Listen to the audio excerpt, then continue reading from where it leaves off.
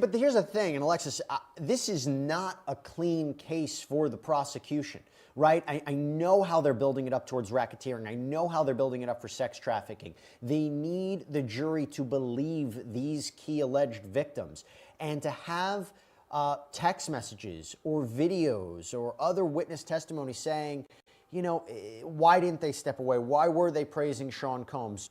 As Elizabeth reported, there was testimony earlier. There's a lot of different factors that go into why alleged victims stay with the people who abuse them and even praise them and even maintain a relationship with them or have consensual sex with them. But it makes it not a clean case for the prosecution. And the defense is exploiting it as they should.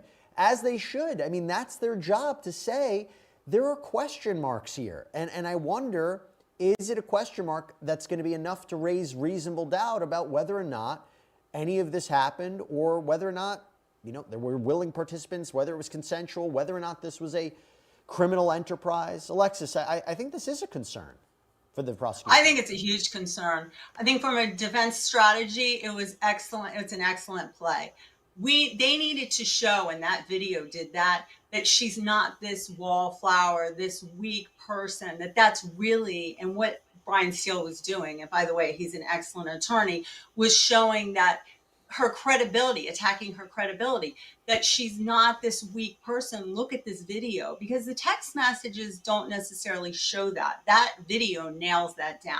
But there is a big question, even though we have, you know, that this isn't inconsistent with the battered woman syndrome or someone who's been abused, the reaction. However, to a juror, why, years later, when she was out of the web, in essence, is she still sending these reassuring, happy texts and videos? Why is that? Is this really a show? Did she make this up?